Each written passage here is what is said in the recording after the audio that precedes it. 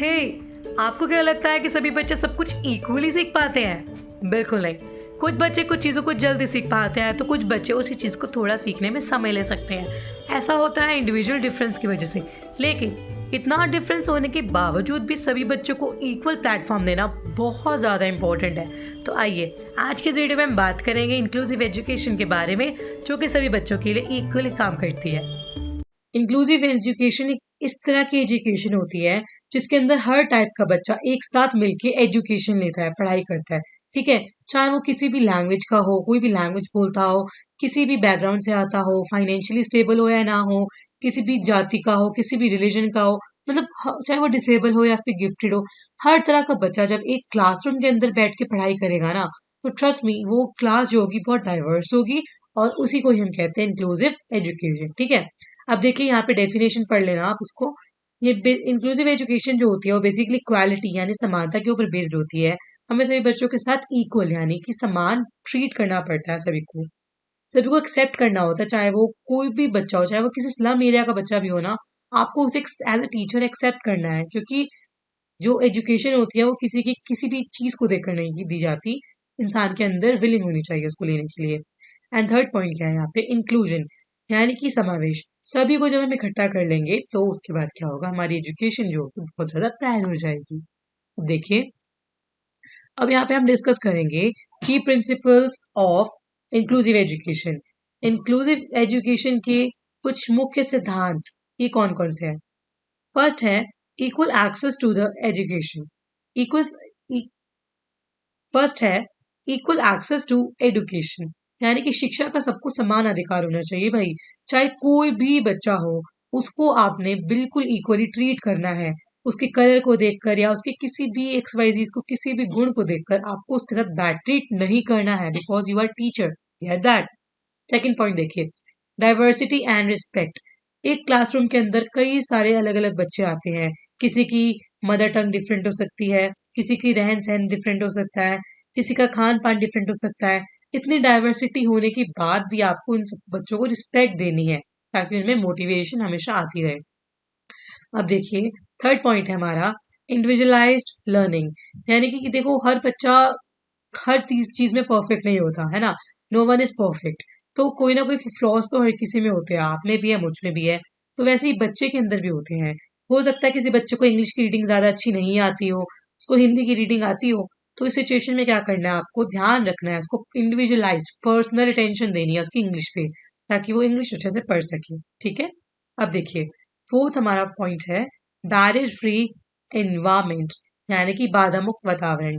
School को ऐसा बनाया जाना चाहिए जिसमें कि डिसेबल बच्चे जो होते हैं, विकलांग बच्चे जो भी होते हैं CWSN के, वो लोग भी बिना किसी रुकावट के पढ़ सके, उनको पढ़ने में बहुत स्टेबिलिटी मिले, है ना। हमें क्लास के बच्चों को समझाना चाहिए कि सारे के सारे जो बच्चे हैं वो क्या है, वो इक्वल है ना।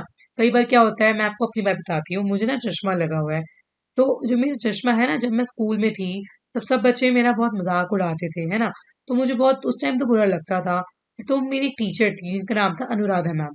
तो जो मेरी मैम थे ना, अनुराधा मैम, उन्होंने सब बच्चों को समझाया कि कोई बच्चे होते हैं क्लासरूम के अंदर जो थोड़े से डिसेबल होते हैं, ऐसे हमें उनके ऊपर नहीं हंसना चाहिए। तो वैसे ही उस टीचर को रोल मॉडल मानते हुए हमें भी ये चीज याद रखनी है कि we are all human being, सब में प्रॉब्लम्स होती हैं। ओके, किसी में कुछ होती है तो किसी में कुछ। तो इन चीजों को एक्सेप्ट करना चाहिए, एक दूसरे की हेल्प करनी चाहिए, और एक साथ मिलकर पढ़ाई करना चाहिए। अब फिफ्थ पॉइंट देखिए, कोलैबोरेशन एंड सपोर्ट। सब बच्चों के साथ हमें कोलैबोरेशन रहना देना चाहिए, यानी सहयोग, उसकी हेल्प करनी चाहिए, और उसको समर्थन भी देना चाहिए। शिक्षकों, अभिभावकों और समुदाय का सहयोग जरूरी है। देखो, जरूरी नहीं है कि सिर्फ क्लासरूम के अंदर ही टीचिंग हो। जो टीचिंग जो होती है ना, जो लर्निंग होती है बच्चे की, वो क्लासरूम के बाहर ज्यादा अच्छे से होती है। एक यहाँ तक कि किसी एक मनोवैज्ञानिक ने कहा था कि जो प्ले ग्राउंड होता है ना, play ground, I am writing here, जो प्ले ग्राउंड होता है इसके अंदर सबसे अच्छी एजुकेशन होती है, बच्चों को मिल रही होती है। तो हमें अपने क्लास के बच्चों को उसकी भी बताना चाहिए कि जो स्कूल के बाहर बच्चे आपको कोई भी डिसेबल भी मिलते हैं, तो आप उनका किस प्रकार से ध्यान रख सकते हैं। अब हम यहाँ पे टॉपिक तो पढ़ रहे हैं ना, नीड ऑफ, अब हम यहाँ पे पढ़ तो रहे हैं इंक्लूसिव एजुकेशन के बारे में, लेकिन हम क्यों पढ़ रहे हैं, वाई।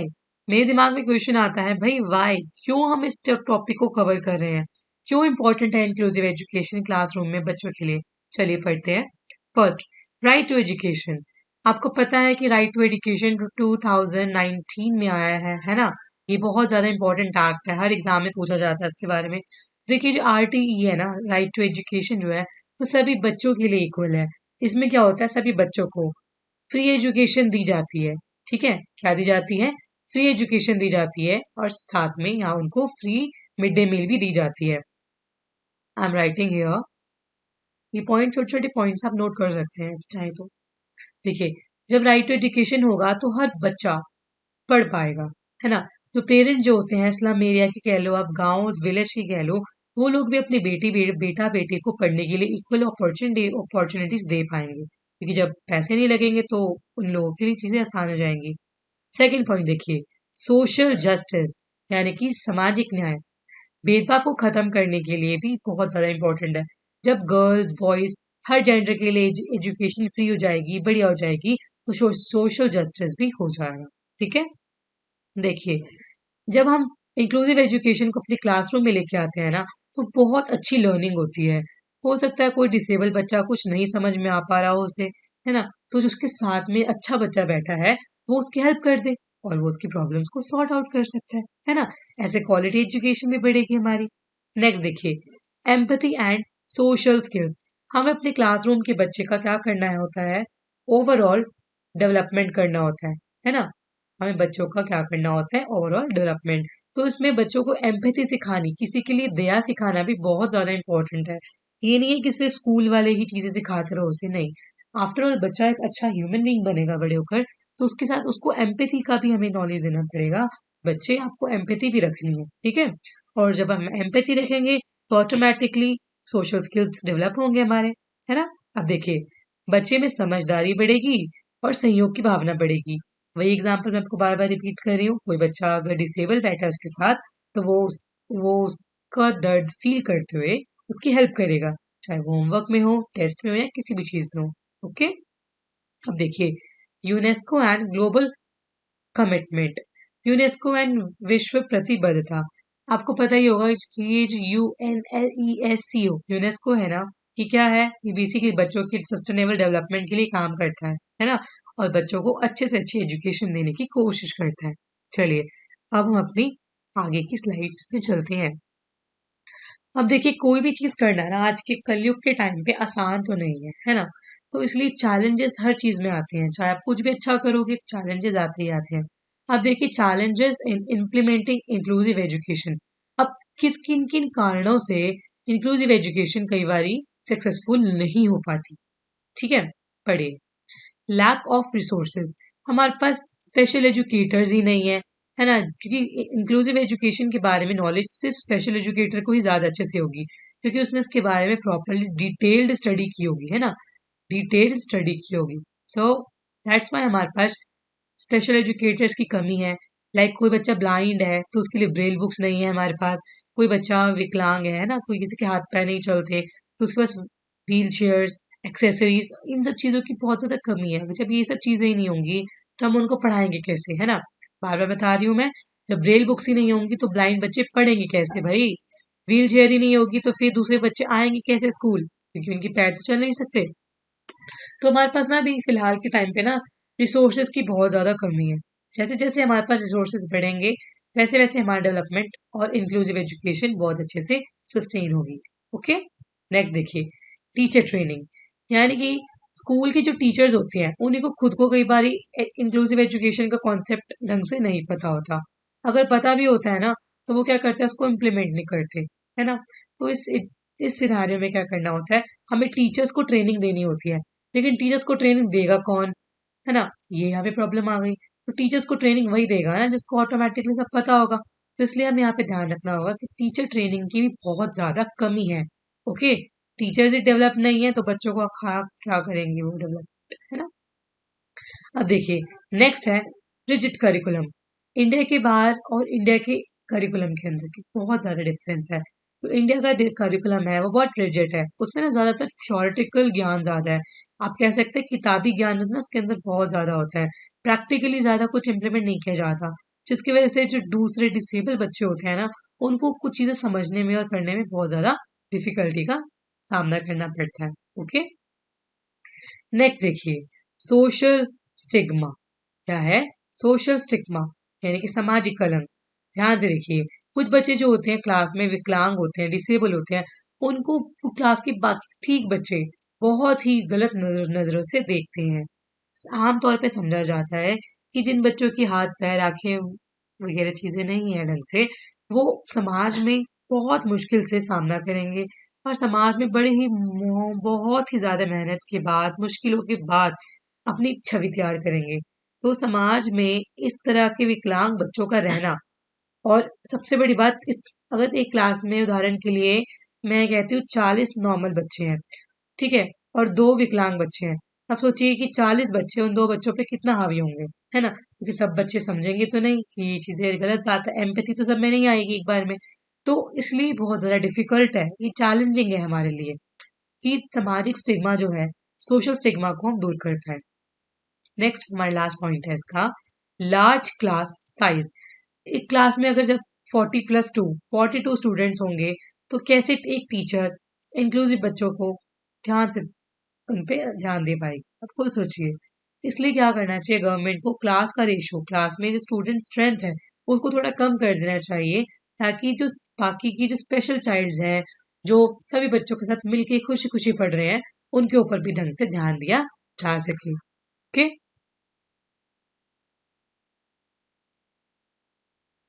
एक बार दोबारा देख लीजिए चैलेंजेस क्या क्या है।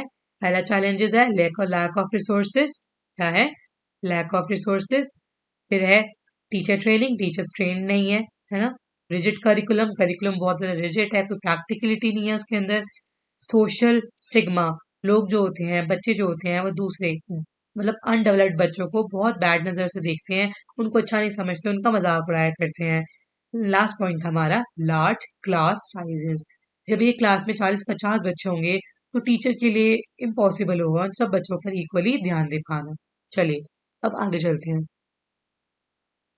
अब यहाँ पे देख लेंगे हम कि solutions for better inclusive education. जब इंक्लूसिव एजुकेशन को बेटर करने के लिए सारे बच्चों को जब हम साथ में पढ़ा रहे हैं इक्वली, है ना, तो उसको सल्यूट कैसे करेंगे? अब हम सोल्यूशंस पढ़ने वाले हैं यहाँ पे। First, teacher trainings programme.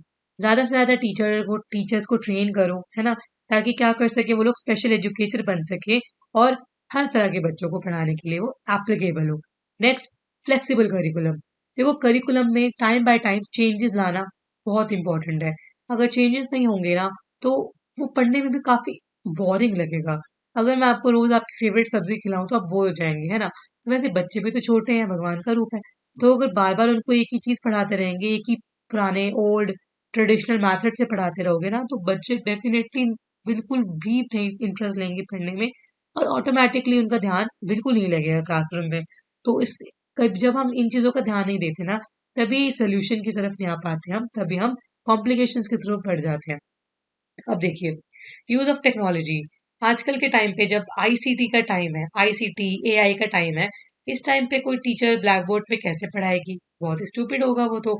जबकि ब्लैक बोर्ड पे पढ़ाने की बजाय बच्चों को पिक्चर्स दिखाए, बच्चों को मूवी दिखाए, किसी भी चैप्टर की प्रेजेंटेशन तैयार करके दिखाएगी ना अगर बच्चों को, तो इस सिचुएशन में हर बच्चे को मजा आएगा, पढ़ने में इंटरेस्ट आएगा। तो इसीलिए स्पेशल चिल्ड्रंस और गिफ्टेड चिल्ड्रंस, इन सब के बीच में बॉन्ड भी अच्छा बनेगा। ओके, अब देखिए, एक मिनट, टेक्नोलॉजी के यूज में आपको एक बात बता दूं कि ब्रेल बुक्स भी होनी चाहिए, ऑडियो बुक्स होनी चाहिए। जो बच्चे नहीं सुन सकते उनके लिए ऑडियो बुक्स अरेंज कर दो, जो बच्चे नहीं देख सकते उनके लिए ब्रेल बुक्स अरेंज कर दो, ठीक है? और भी कई सारी तरह की टेक्नोलॉजीज को हमें ऐड कर लेना चाहिए। नेक्स्ट, हमें बच्चों के पेरेंट्स से भी बात करना चाहिए कि वो भी अपने बच्चों के साथ उनकी स्कूल के अंदर इंटरफेयर करे। एटलीस्ट पेरेंट्स को पता होना चाहिए कि बच्चा स्कूल में किसके साथ बैठ रहा है, किसके साथ खा रहा है, उठ रहा है, बैठ रहा है ना?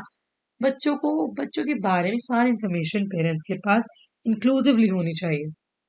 नेक्स्ट, इंक्लूसिव इंक्लूसिव पीटीए, यानी कि मीटिंग अवेयरनेस एंड कैंपेन्स।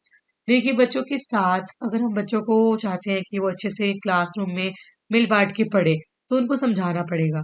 अगर हम नहीं समझाएंगे तो दूसरे बच्चों का, डिसेबल बच्चों का मजाक उड़ाएंगे। तो इस सिचुएशन में बच्चों को अवेयर करना चाहिए कि ये सिचुएशन बच्चों आपके साथ भी हो सकती है, इसलिए आपको इन सब चीज़ों की तरफ नहीं ध्यान देना और अच्छे से अच्छा काम करना है। ओके, सो अब आगे देखते हैं। एक्सेसिबल इंफ्रास्ट्रक्चर, यानी कि कुछ जो बच्चे हैं नॉर्मल, वो तो किसी भी तरीके से आ जाएंगे स्कूल में, चाहे वो चल के आए, भाग के आए, दौड़ के आए। लेकिन जो बच्चे डिसेबल हैं या जिनको कोई ना किसी भी तरह की कोई भी लर्निंग डिसऑर्डर भी है ना, उनके लिए हमें कुछ स्पेशल रिसोर्सेज को अरेंज करना ही पड़ेगा। ये बात तो आप समझ लीजिए। उनके लिए चाहे हम रैंप लगवाएं, लिफ्ट लगवाएं, व्हील चेयर लगवाएं, है ना, फ्रेंडली स्कूल, मतलब फ्रेंडली स्कूल हमें तैयार करना पड़ेगा जहाँ पर हर तरीके के बच्चे के लिए हर तरीके की चीजें अवेलेबल हो। आई होप आपको ये समझ आ गया होगा। अब हम लास्ट में पढ़ लेते हैं कि कुछ गवर्नमेंट पॉलिसीज हैं हमारे पास, जो ये गवर्नमेंट ने इनिशिएटिव लिया है कि उन मतलब स्पेशल बच्चों के लिए वो क्या करेंगे, इसे इनरोल करेंगे और सभी बच्चों को इक्वली बेनिफिट देंगे। अब देखिए, इंक्लूसिव क्लासरूम के अंदर हम इस चीज को कैसे अप्लाई कर सकते हैं। First point, right to education यानी RT 2009। उप्स, मुझे याद आया, मैंने ना अभी थोड़े थोड़े टाइम पहले ही इस वीडियो में 2019 बोल दिया है, तो आप लोग माइंड मत कीजिएगा, 2009 था, आई थिंक मेरे माइंड से स्किप हो गया होगा। अब जब हम राइट टू एजुकेशन की बात करते हैं तो इसमें सबको पता है कि गवर्नमेंट ने क्या किया, एक स्कीम निकाली है जिसके अंदर 6 से 14 साल के बच्चे, चाहे वो किसी भी बैकग्राउंड से आते हो, चाहे वो कैसे भी हो, अच्छे हो बुरे हो, बच्चे बुरे नहीं होते, मतलब एक समझाने का कॉन्सेप्ट है आपको कि मतलब किसी भी तरीके के बच्चे हैं, अमीर गरीब, चाहे वो कहीं से भी आ रहे हो, स्लम से आ रहे हो या बड़े घर से आ रहे हो, सभी को क्या है, फ्री एजुकेशन देने का निश्चय किया है गवर्नमेंट ने। नेक्स्ट है सर्व शिक्षा अभियान यानी कि SSA।